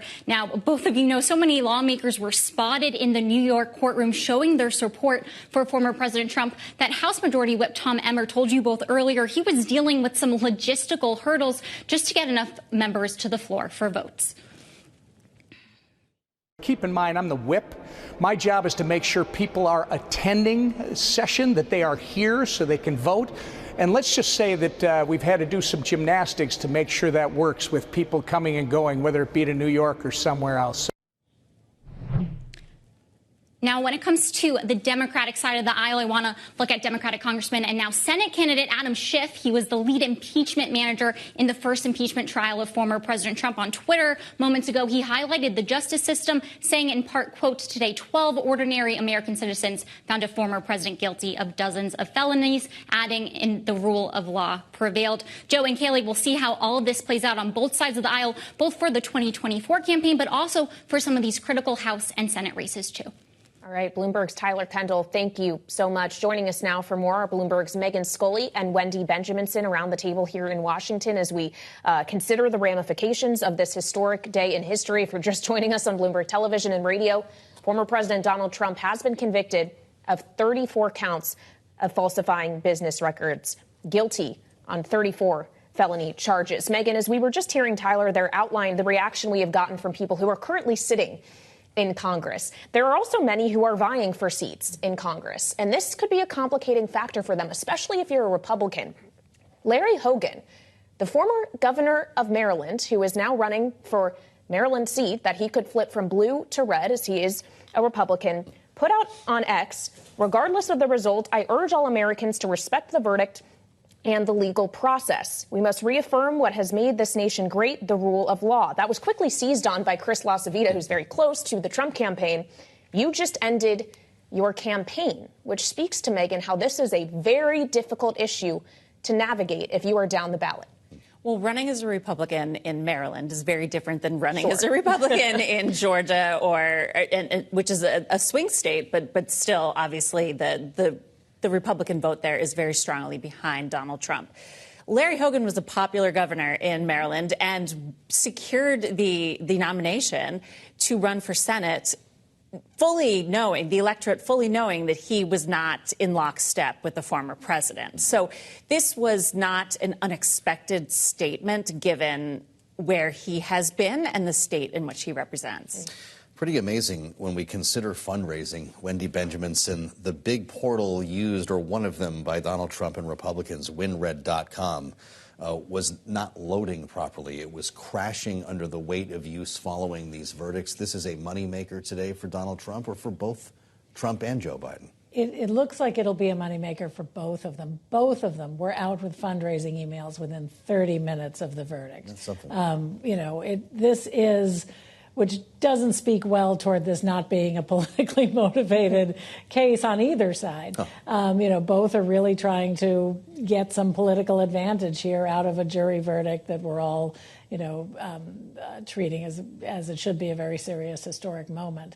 So, yeah, there will be a lot of fundraising on both sides. The question is whether it's going to change any votes. Yeah. And I was just looking back at our polling from January, before any of these cases started, when we asked, would this change your vote? And while overall half of voters said it would change their vote, when we dig into the details, only 17% of people who said they would vote for Donald Trump this November said a conviction could change their vote, might change their vote. Having said that, 17% could be the difference in a very close election as we expect this to be. So we'll do some more polling on this. We'll check and we'll see how people are reacting to this. Good time to get back in the field, it sounds like. It is, yes. To get the pulse at least on this. Boy, there's a lot to talk about here, Megan, when you consider what is next for Donald Trump and what's next for the lawmakers who are either trying to support him or vie for a job in his potential next administration. The hearings, I suspect, are going to start imminently. What's Capitol Hill going to be doing, at least in the Republican conference in the House, Republican caucus in the Senate, in what appeared to be a very quiet summer ahead? Sure. So there's going to be a lot of posturing, not a lot of actual legislating. We're going to see that most likely in the Oversight Committee led by James Comer and the weaponization, the government weaponization subcommittee that Jim Jordan leads, as well as the Judiciary Committee that Jim Jordan also leads. I'm not necessarily expecting another push to impeach Joe Biden. That has fallen by the wayside. But there could be calls for investigations into Judge Marchand, as J.D. Vance, the senator from Ohio, who's vying to be Trump's running mate, has pushed for. We could see messaging votes. There's going to be a lot of debate. It's going to be heated. But it is important to say lawmakers are going to be in and out of town throughout the entire summer because they want to be on the campaign trail. And for some of them, that means being on the campaign trail with Donald Trump. Yeah. That's an excellent point, keeping in mind that all of this is happening in the context of the longest presidential election cycle in history, the general election. That is, we have just over 5 months to go until people are heading to the polls and making a decision, Wendy, as to whether at the presidential level it's Donald Trump, Joe Biden, or option C, maybe an RFK Jr. If you're Joe Biden, who to this point has stayed far away from this, hasn't really waded into these waters, knowing that Trump has been accusing him of being essentially at the helm of all of these different ships of criminal charges brought against Donald Trump, if he leans too far in now to this, now that he is Donald Trump is a convicted felon, if Biden now seizes on that, does he risk the blowback of saying, OK, we knew it, this was all you? Yes, he probably does, but not from people who might be inclined to vote for him anyway. I think Megan is right. The entire Republican Party, if they want to keep their jobs in a potential Trump administration, will have to get in line behind the convicted felon Republican nominee. But Joe Biden now can use the words convicted felon. He can lean on the fact that a jury of Donald Trump's peers following the law looked at the case. One of them, even one of the jurors, we believe, says he got his news from Truth Social. So he's clearly a very Trump-like Republican. And yet he also must have voted to convict Donald Trump. So Joe Biden can now say the people have spoken. It is not me. The people have spoken. He's a convicted felon. And I can't imagine he wouldn't do that. Well, as Joe Biden calls him a convicted felon, Donald Trump is now referring to himself as a political prisoner. We just showed that image from his fundraising post on Truth Social, remembering that he's talking about pardoning the January 6th rioters, the hostages, as he refers to them. What do lawmakers think of this? There's the image if you're with us on Bloomberg TV or on YouTube. As Donald Trump normalizes those who were convicted of violent crimes in some cases on January 6th. Hey, we're all the same now, right? We're all political prisoners. There's been talk of the January 6th choir singing at the Republican National Convention. What do Republican lawmakers think about that approach? So far, most of them seem to be falling in lockstep behind the former president. We have seen responses ranging from the vitriolic, and I would put the speaker in that camp, and using very Trump-like words in his statement that Tyler just read. And we also have seen some more muted ones, such as Senator Bill Cassidy, a Republican who voted to impeach Trump on a second impeachment, the one involving January 6th.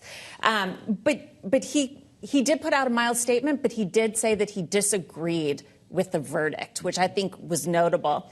We've also seen a statement from Mike Lawler, a Republican just outside of New York in the Hudson Valley, who's in a tough reelection fight. And he's been reluctant to really embrace Trump. And he called this a sad day for America. So while it is not as strongly worded as we're seeing from some others, he is signaling that he's getting behind. We have not heard from some folks yet, and the night is still young. People like Mitch McConnell and John Thune. We have not heard from them the last I checked. Well, you're absolutely right that they're continuing to pour in. Congressman Bill Huizenga, a Republican who wants to be the next chair of the House Financial Services Committee, is saying that this trial was a sham, embodies the dangerous lawfare being utilized to undermine our system of justice. And we hear things along that line, people talking about this being a banana republic, essentially casting doubt on the way the American justice system works, Wendy, that it could be weaponized against an individual, that essentially that people shouldn't have faith in this institution, in this process. The idea that a jury of 12 of Donald Trump's peers, American citizens, found him guilty.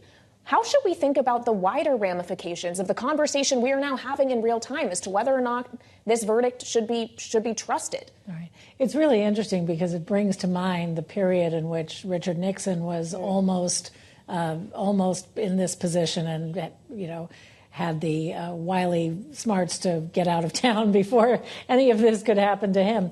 But it was, I think it's possibly dangerous to keep chipping away at the American legal system. This has been a pattern of Trump's from the very, very beginning, is to chip away at trust in all those institutions, the intelligence community, the justice system, the White House, all the things that we have, the Supreme Court, all the institutions that Americans always sort of, instinctively trusted are being chipped away at. It would be unfortunate if the Republican Party took a jury verdict, which is one of the most pure forms of democracy, and turned it into something not trustworthy. We should let our viewers and listeners know that we're going to be hearing from the district attorney. Alvin Bragg is set to hold a news conference just about 3 minutes from now. We'll see how on time he is, but we'll bring you his remarks, the Q&A with reporters, as soon as he gets started. Wendy, if Donald Trump gets elected for a second term, is Joe Biden indicted?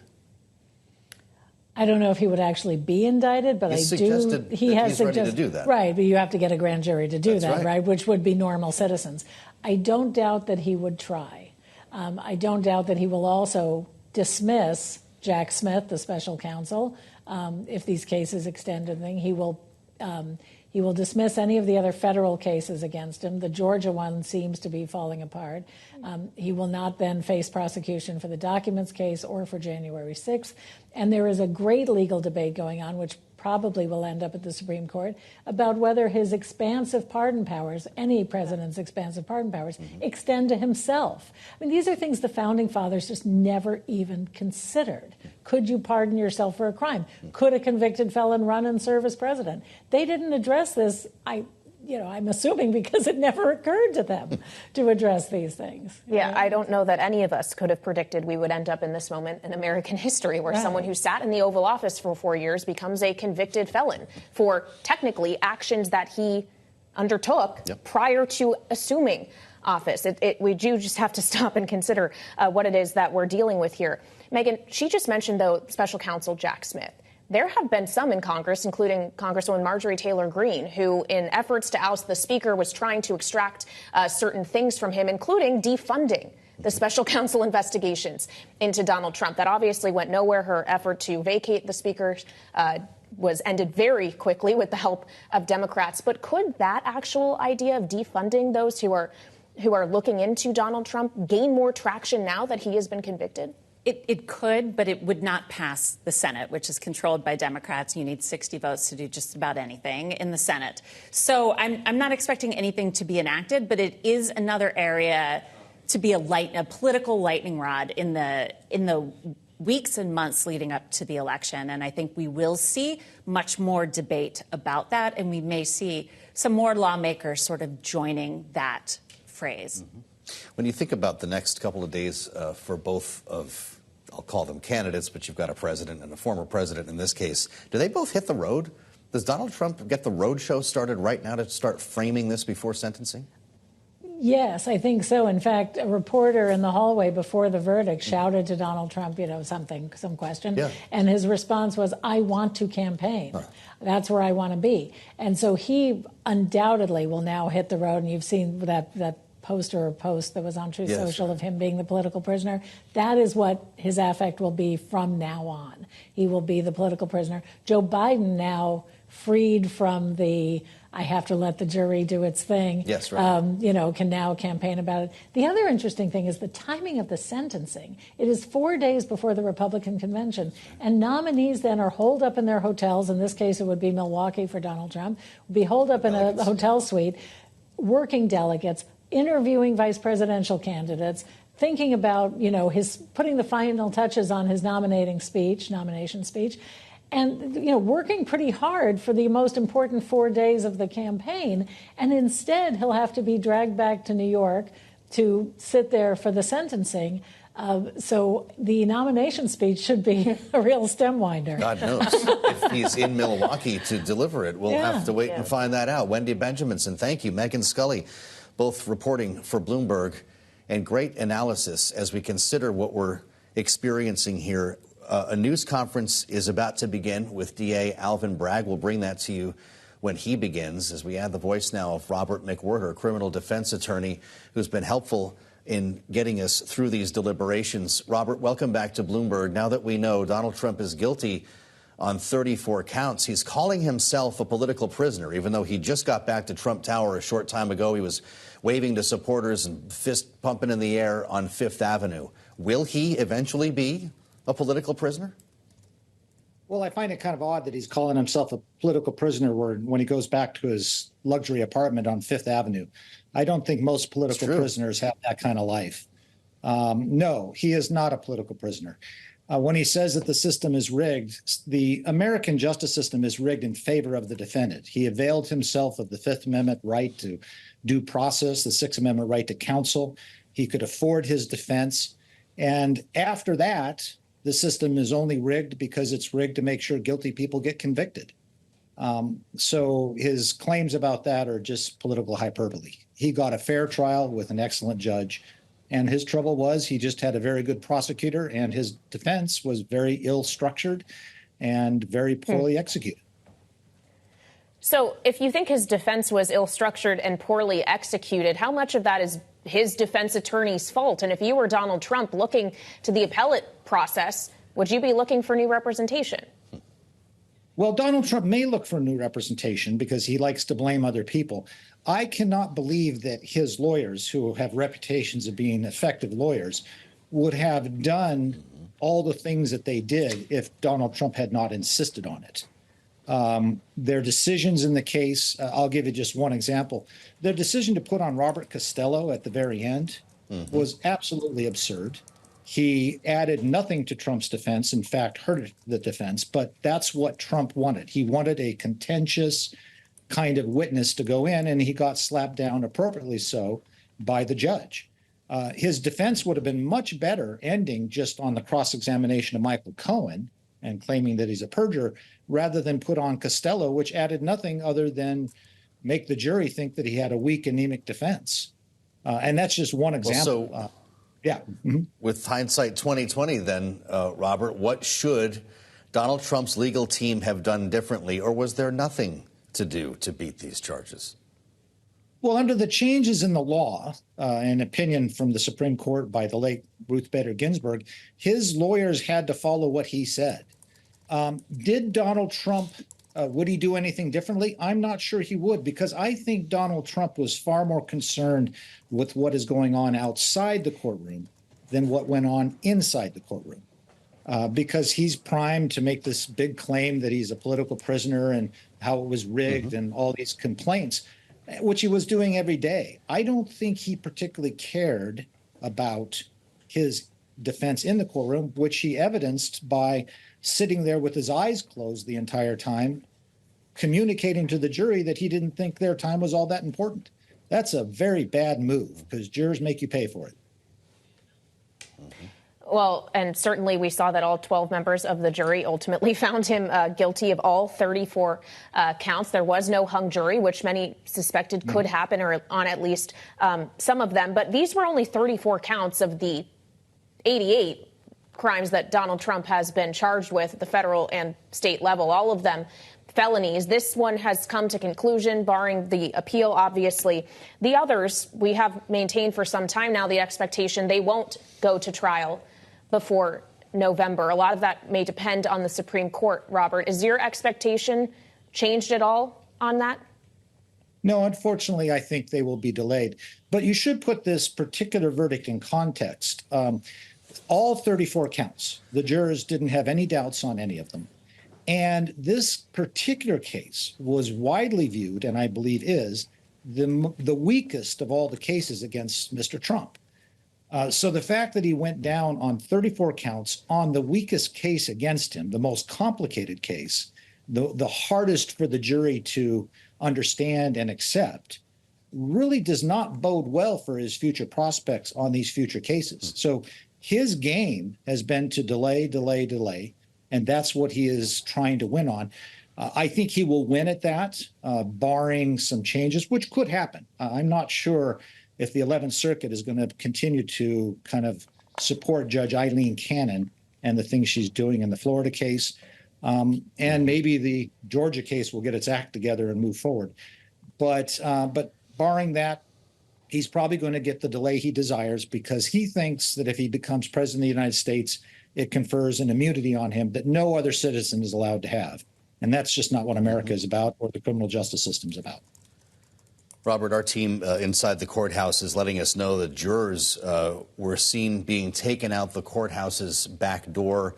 They were whisked away in unmarked vehicles, presumably to make their way home. Should they have been afforded additional security, knowing the unprecedented circumstances that were in here? Well, they may have been afforded that. We don't know what they were told. I would imagine that the courthouse has offered them security if they get any calls or any other problems that they are to immediately call. Yep. But don't forget, Donald Trump in his public statements can be fickle. He will stop complaining about them very quickly and continue to complain that somehow Joe Biden is behind this. And so I think that they can hope that within a couple of days they will be forgotten from the people that would want to do them harm for doing their duty here. So I think that they can be okay. At least I very much hope so. They were basic American citizens who do their job. You know, we as citizens only have kind of two obligations for all the benefits we receive in America. One is jury duty. The other is we have an obligation to vote, and we do have to pay taxes. But other than that, we get a lot from America, and that's all we got to do. Well, Robert, of course, for the safety of the jurors, they were included in the gag order that Judge Merchan placed Donald Trump under. He couldn't be making disparaging statements about them or potential witnesses like Michael Cohen. Do they still get that same protection now that the trial is over? Or is he free to talk about these individuals however he wishes without having to be held in contempt of court? Well, I see no reason why the gag order would end. Although the verdict is in, the case is not over. He has not been sentenced yet. And his attorneys, for instance, are making motions for new trial and all these kind of different tactics they're trying to do now. So I think they should still get kind of the protection and consideration that they deserve, because technically the case isn't over until the judgment is pronounced and then it's certified for appeal. All right, Robert McWhirter, criminal defense attorney, thank you for joining us on this historic evening and for all of your help as we've parsed through this case over the course of its many weeks. Let's get back now to our political panel to think about the implications going forward. Matt Gorman, Targeted Victory Vice President, and Kristen Hawn of Rock Solutions, a partner there, are still with us. So we have spoken at length about what we can expect on July 11th in terms of sentencing, in terms of the appeal process. All of the while, Donald Trump is still going to be actively running a presidential campaign. Does anything, Matt, change about the messaging and the rhetoric of this campaign in light of the guilty verdicts, found guilty on 34 felony counts of falsifying business record, or does the message pretty much stay entirely the same, and this is just more evidence of it? I think for at least for the next 48 hours, we'll see a topical, to put it mildly, message from both parties. That's probably the smart thing to do. But at the end of the day, I think you have to get back to the messages, like at least for Republicans, it's immigration and the economy. For Democrats, probably add an abortion there, too, that benefit your side and that have proven the polls are going to move voters. We're seeing live images of the room where DA Alvin Bragg is going to hold forth with reporters. We'll bring you this news conference as soon as it begins. Kristen, frequently described by Donald Trump and his supporters as the Soros-backed DA in New York. This is a political speech, you could argue, as well as a legal one. What does he need to say? I mean, I think it all goes back to what I would put it back on Donald Trump. I mean, as long as he's focusing on, the corruption in the legal system, President Biden is in control of this whole thing, which couldn't be further from the truth. DOJ is corrupt, the FBI. I mean, it's just all undermining everything that's happening, and it really undermines our legal system.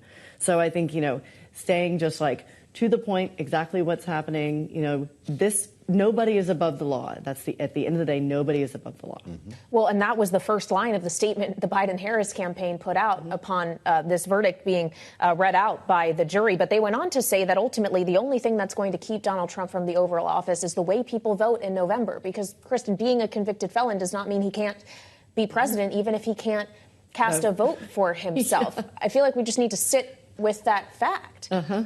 I mean, I think it's really interesting but the campaign knows. I mean, this is going to be a tough race. It's not like this changes. It should change more than it will.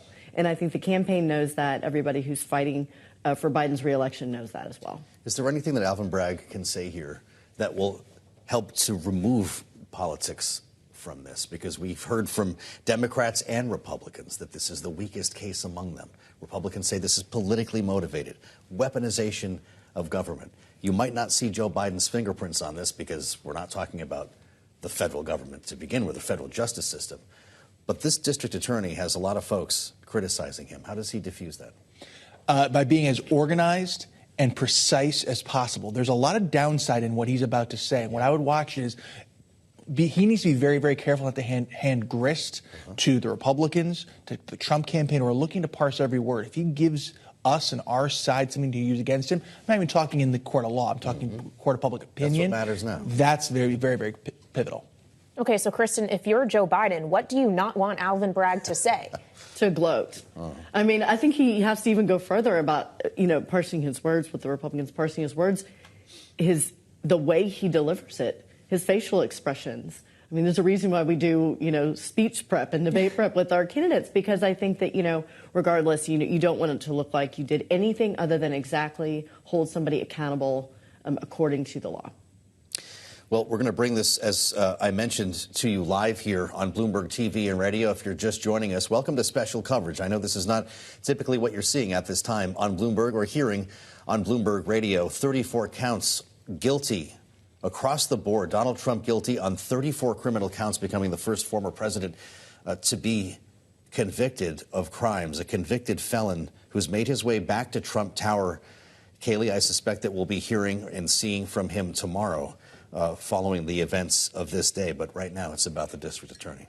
Yeah, as we await Alvin Bragg, and of course we'll look for reaction to the district attorney's words on Truth Social, where Donald Trump has been very active and already this evening is posting fundraising pleas on the back of this. And Matt, we keep returning to this fundraising point, but I think it's an important one, is we'll look for the influence or the impact that this guilty on 34 counts verdict has in the polls. We're also pretty far out, and it's unclear how much we can trust the polls. We could theoretically trust the dollars a bit more. If money's pouring in, that should give us a pretty good tell of how this is going down politically for him. I think you're right. And is the base depressed? It seems to be enthused. Anecdotally, you see lines. I think, Joe, you had a good point about an hour ago where you talked about, look, I want to see the next round of polls this week. Mm-hmm. If Biden can't take a lead, where he's been down fairly consistently, it's a small margin, but down consistently, he can't take a lead like this. What will need to happen?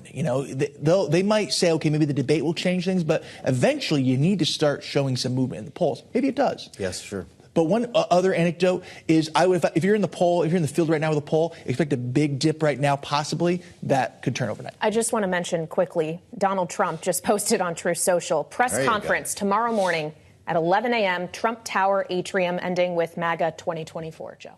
Not a shocker, I guess. 11 a.m., a little early, I have to admit. I thought it might be a nighttime celebration, but of course, we'll bring you to that event tomorrow here on Bloomberg TV and radio. The stage is set for the District Attorney Alvin Bragg to brief reporters, and we like to take some questions from reporters who have been covering this trial without the benefit of cameras and microphones in the courtroom for the better part now of 7 weeks, at least adding the days of deliberation that we've experienced here. And it looks like he's going to be coming out imminently.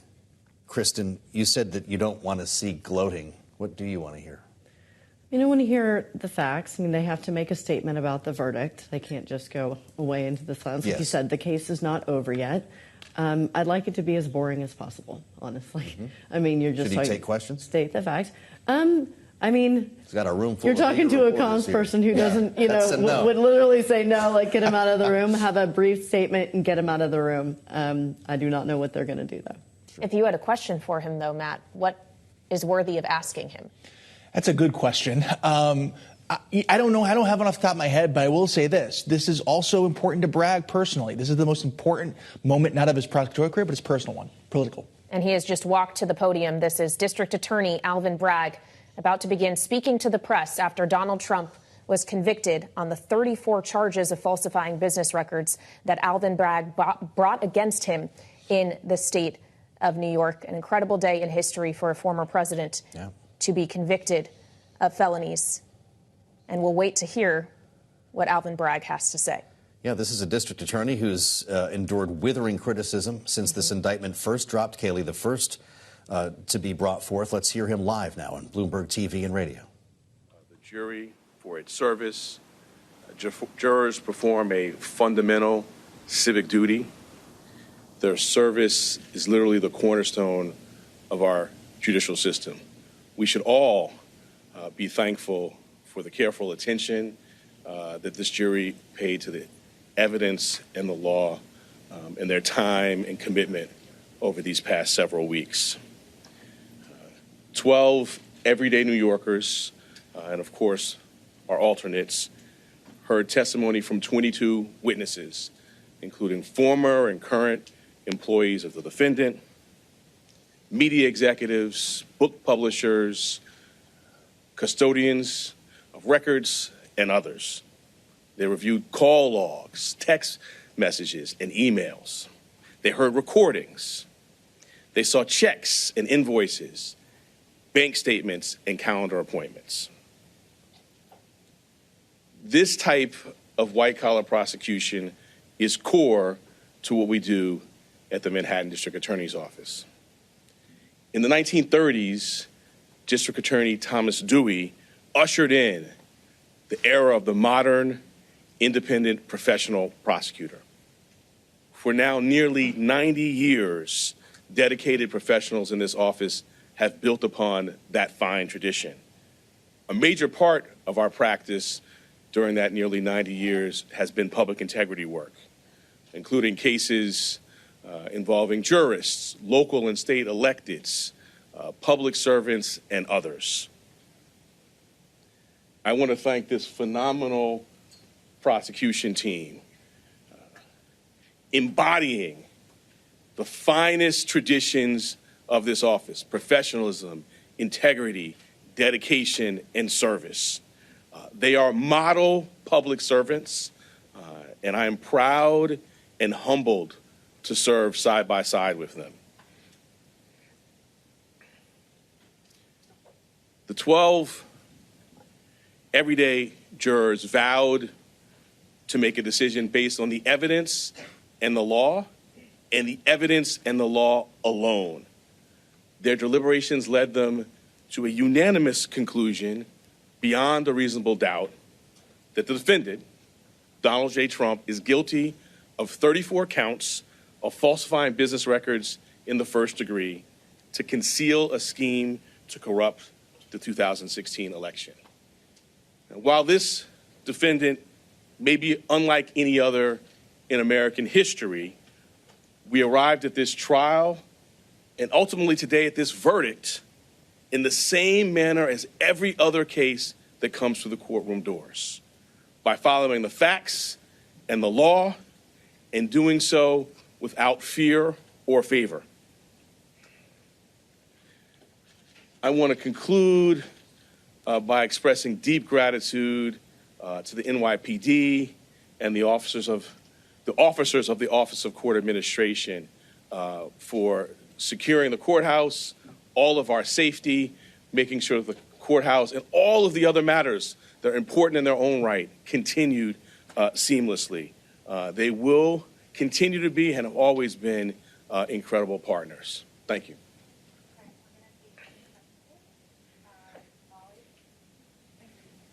And do you plan to request a prison sentence for this conviction? And do you think that Donald Trump's multiple violations of the gag order that was in place should factor into that request at all? The judge scheduled a sentencing for July 11th. We will speak in court in that time. He also set a motion schedule. We will speak in our court filings as we've done throughout this proceeding. Donald Trump has repeatedly targeted you personally and members of your prosecution team. Do you have a response to the former president after this trial is concluded? I do not. Alvin, in February, you decided not to bring a case against Donald Trump. You criticized that. You criticized when you embedded him in March 2023. You criticized when people really started to understand that case. How do you think of all that now, seeing the results of that? Can you kind of put that in context with your personal history? I did my job. Our job is to follow the facts and the law without fear or favor. And that's exactly what we did here. And what I feel is just gratitude to work alongside phenomenal public servants who do that each and every day in matters that you all write about and make the press, and in lots of matters that you don't. I did my job. We did our job. Many voices out there.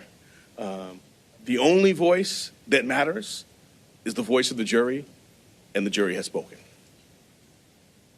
Could I ask Mr. Steinglass, many people said the prosecution was masterful and flawless. Just want to know how you feel at this moment. Sorry. How do you feel?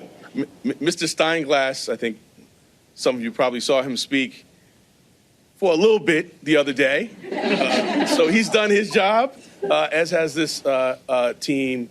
And he just told me, tell him how I feel. I think you said that. I will just say enormous gratitude. You know, our system, I talked about the jurors at the beginning of my remarks. We have a phenomenal system.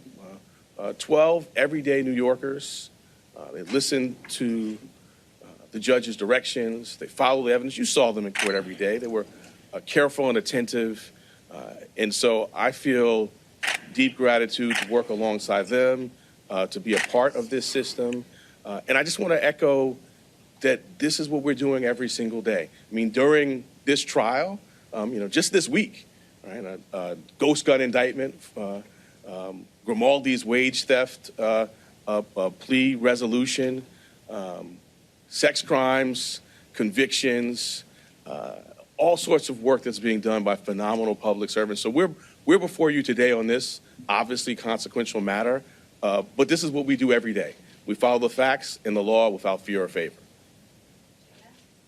If a jail sentence is in the cards, it is likely that Trump and his attorneys would seek a stay on enforcement of that sentence.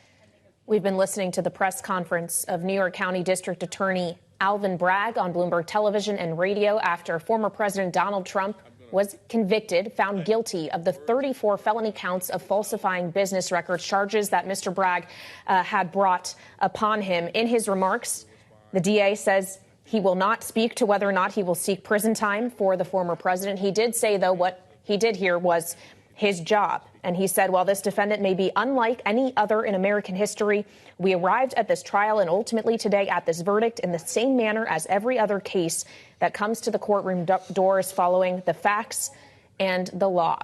It's a historic day in American history, and we want to get some reaction now with Democratic Congressman Jim Clyburn of South Carolina. Congressman, thank you so much for being with us here during our special coverage. Now that Donald Trump is a convicted felon, we have many questions about what this actually means politically. How do you think about the ramifications for him and for President Biden of this verdict today? Who has helped more?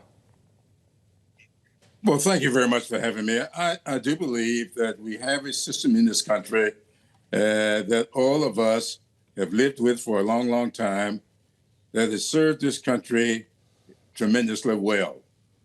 And we have always maintained that we are a country of laws, not of men. And that was demonstrated here with this jury, with this prosecution, and with this result. The jury listened. It rendered a unanimous verdict. And to that, we should all be thankful and move on. Now, there will not be a conclusion to this until July 11th. And when that occurs, hopefully everybody will respond to that the way they're responding today. And then we let the politics take care of itself as time moves on. Congressman, you were in the Capitol on January 6th after the former president, lost the 2020 election. Are you concerned about political violence following this verdict and what could be the sentence coming up in weeks? Quite frankly, I'm not. I'm not concerned about this. What happened on July 6th happened at the urging of the gentleman who was just convicted on 34 counts, felony counts, I might add. I don't think he'll pursue that again. And I think those people who perpetrated January 6th were misled, misinformed, and by someone who is now a convicted felon. And I don't think there's going to be any violence. It would not have been on January 6th if he had not called for it. Okay, so we may not see a reappearance of history in terms of what could happen at the Capitol in terms of anything violent, Congressman, but there also is the question what could happen at the Capitol in terms of legislating or messaging bills that could emerge from this verdict, knowing that your chamber is controlled by Republicans, many of whom went to the courthouse in the defense of Donald Trump throughout the course of this trial. What are you bracing for when you and your colleagues return to Washington in the aftermath of this verdict? Well, I think that when we get back to Washington, cooler heads will prevail. I think that my Republican colleagues may have been hedging their bets a little bit.